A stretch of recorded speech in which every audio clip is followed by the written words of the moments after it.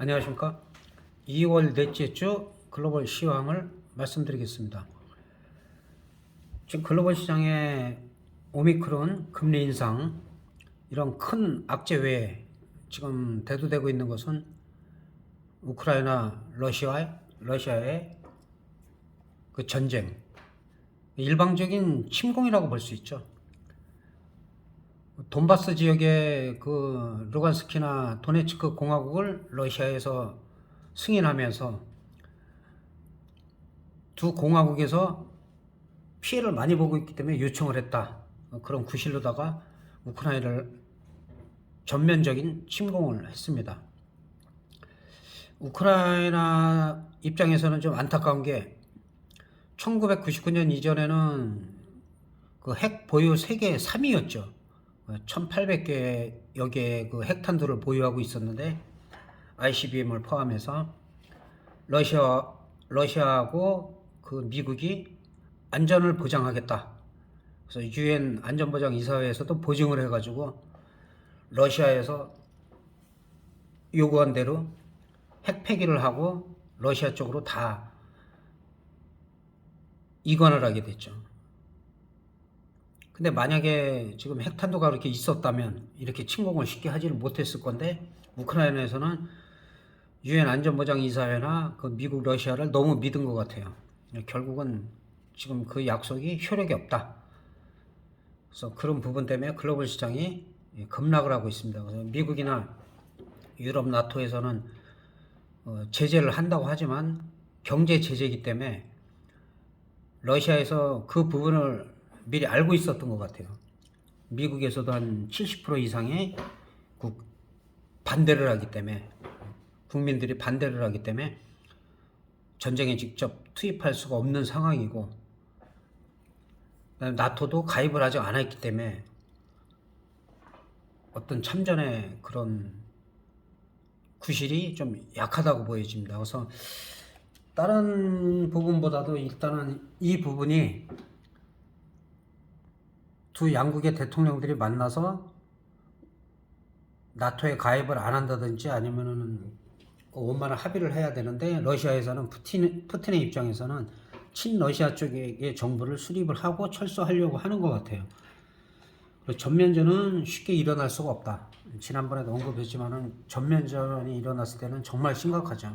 그래서 일단 시황을 말씀드리면 월요일 같은 경우는 프레지던트 데이로다가 휴장을 했지만은 미국 시장은 나흘 동안 사이는 어저께도 거의 800포인트 가깝게 급락을 했어요. 급락을 했다가 이 지난번에 이 저점이 상당히 중요했는데 밑거리를 강하게 달면서 이 800포인트를 다 회복을 했어요. 회복을 했기 때문에 오늘 같은 경우도 원래는 이 강하게 또 한 34,000을 향해서 올라가줘야 되는데 어저께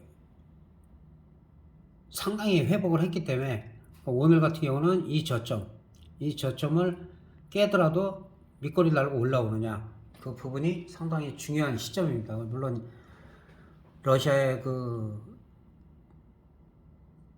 침공 범위가 어디까지 가느냐 어디까지 장기화가 되느냐 이런 부분들이 상당히 중요할 것 같고 미국이나 그 유럽에서 경제 제재를 하지만은 벌써 2014년에 조지아를 침공할 때나 그 크림반도를 침공할 때도 경제 제재를 했어요.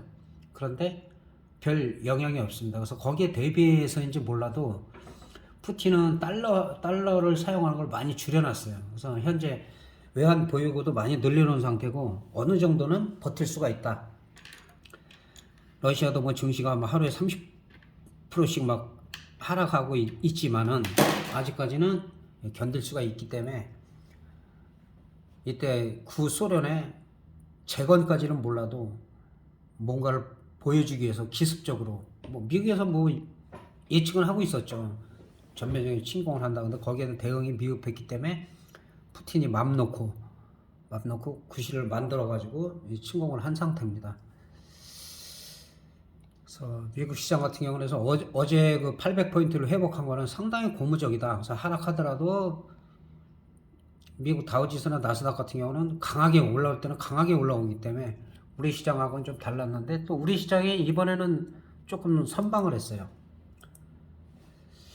우리 시장 같은 경우는 미국 같은 경우는 이 저점을 이탈해 갖고 이 정도에 와 있는데 우리 같은 경우는 좀 글로벌 시장의 악재에 비해서는 좀 선방을 하고 있어요. 근데 오늘 같은 경우는 좀 아시죠? 오늘 같은 경우는 좀 2700선 위로다가 올라가야 되는데 지난번에 말씀드린 대로 2780, 2800, 2820이 강한 저항선이에요. 여기를 뚫어야지만 이게 한 3월 중순이나 이 전쟁이나 그다음에 금리에 대해서 좀 완화가 되면 그런 시도가 나올 가능성이 있어요. 그래서 한 1분기는 좀 약세라도 한 4월, 6월은 좀 어느 정도 그 시점에서 여기를 뚫지 않을까 그렇게 보고 있고 지금은 하루하루 우리가 예측할 수 없는 지난번에 댓글에 어느 분이 말씀하셨는데 어느 쪽으로 가는 게 낫냐 딱 정해진 게 없어요. 그 이유는 뭐냐면 이따 옵션에서도 말씀드리겠지만 그렇다고 풋옵션이 엄청나게 막 대박이 터지는 것도 아니에요.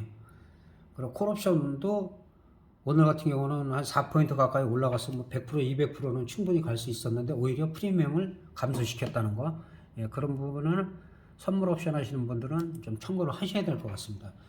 선물도 비슷하죠. 그러니까 선물은 좀 강한 모습을 보였고 일단은 370, 375를 가야 되는데 이번 만기 때는 한 365 많이 가면은 부근에서 거기서 1, 2, 5가 정도에서 결정되지 않을까 일단은 그렇게 보여지고요.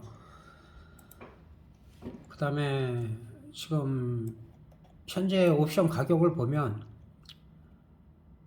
한 6점대에서 왔다 갔다 해요. 지금 6점대에서 왔다 갔다 하는데 아직까지는 3월달에 변수가 많죠. 개천절날 휴일이고 또 우리가 대통령 선거가 있기 때문에 이틀이 빠지기 때문에 아마 갭상승 갭하락을 하면서 프리미엄을 엄청나게 죽일 가능성이 있어요. 그래서 일단은 현재 시점으로서는 콜옵션 같은 경우는 한 1점대 이 정도. 물론 375 정도 이 정도까지 뭐 당일 매매까지는 괜찮은데 너무 외 가격은 늘 말씀드리자면 위험하다. 풋옵션 같은 경우도 지금 풋옵션이 좀 더 강하죠. 강하지만은 337.5 밑으로는 좀 상당히 위험하다. 지난번에도 전부 휴지가 됐죠. 그래서 어느 정도 이렇게 맞춰가기 때문에 그 대신에 위아래로 급등락을 하면서 만기 전주되면 한 3점대나 2점대로 낮춰야지 정상이기 때문에 아직까지 변동성이 심할 수밖에 없다는 거. 그 다음에 옵션을 좀 살펴보겠습니다. 개인들은 1.0에서 한 2.0, 3.0 정도까지 매매하는 게 가장 좋아요. 너무 싼 거 하면 위험하기 때문에. 자, 콜옵션인데 선물 지수는 올라가고 코스피도 올라갔는데 어제 종가가 1.60 되죠. 지금 370 갖고 지금 보고 있습니다. 그러면은 최소한 한 2.10, 2.40 여기서 마무리가 돼야 되는데 오히려 프리미엄을 더 죽여버렸어요. 프리미엄을 더 죽이고 전혀 올라가지가 않았다. 콜옵션은.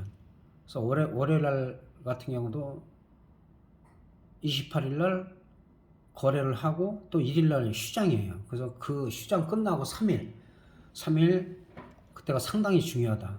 그렇게 볼 수가 있고 풋옵션 같은 경우는 342.5를 보면은 이거 30번 봉으로 보겠습니다. 이 전쟁이 어떻게 보면은 난 건데 그거에 비해서는 외가격에 따라 틀리지만 한 3-4% 정도밖에 나오지가 않았어요. 그것도 뭐 올라갔다 급락시키고 했기 때문에 실질적으로 풋옵션에서 생각보다 크게 반영되지 않았다. 콜옵션도 오늘 반등이 나왔지만 미약했다. 그거는 아직까지도 가격이 비싸기 때문에 그러나 3월 첫 주나 둘째 주 가서 휴일이 이틀 꼈기 때문에 갭상승 갭하락으로다가 엄청 프리미엄을 죽일 가능성이 커요. 아직까지도 너무 비싸기 때문에 그런 점 옵션 같은 경우는 그런 부분 때문에 너무 무리한 오버나잇보다는 오버나잇을 하려면 갭 상승하든 갭하락을 하든 그 시점에서 동시에 양매수를 하는 게 조금 유리합니다. 미리 오버나잇 하면 프리미엄을 너무 많이 죽이기 때문에 그런 부분 상당히 위험하다고 생각됩니다. 그리고 주식 같은 경우는 지금 현재 시점에서 우리가 계속 말씀드린 종목 중에서 그나마 그래도 강한 종목들, 한국전력 같은 경우는 2만 원대에서 지금 시장의 영향 크게 안 받고, 오늘 같은 경우는 이제 단기적으로 거의 한 2만 원 초반에서 2만 3천 원 부분까지 올라갔다가 좀 조정을 받고 있어요. 내려오더라도 2만 1천 원이나 2만 원대에서는 또 재매수 기회다, 그렇게 볼 수가 있습니다. 이제 삼성전자가 이제 반도체 같은 경우는 러시아 경제 제재가 오래되면 우리 LG도 마찬가지고 좀 지장을 받을 수가 있어요. 아니면 이제 다른 나라에 또 더 좋은 블루오션이나 그런 걸 찾아야 되겠죠. 일단은 지금 1차 지지선이 7만 1천 원대인데 지금 여기서 왔다 갔다 하고 있어요. 그래서 여기가 만약에 7만 1천 원대가 무너졌다 하면은 6만 9천 원, 6만 8천 원대 지지가 돼야 돼. 이게 안 되면 이제 시장이 무너지는 거고, 여기서 다시 올라오면은 또 어느 정도 7만 4천 원, 7만 6천 원대까지는 반등 여력이 있다고 보여집니다. 대한항공 같은 경우는 흐름이 괜찮죠. 지난번에도 말씀드렸다시피 흐름이 나쁘지 않습니다. 그래서 어차피 지금 우리도 코로나 확진자가 오미크론 확진자들이 많이 늘어나고 있긴 하지만 증세가 미미하기 때문에 유럽이나 미국처럼 위드 코로나로 가게 되고 해외여행 자유화가 되면 또 한 단계 업그레이드 할 수가 있다. 금리 인상 부분도 우크라이나나 러시아의 전쟁이나 이런 악재 때문에 너무 가파르게 올리기가 좀 부담스러운 상태예요.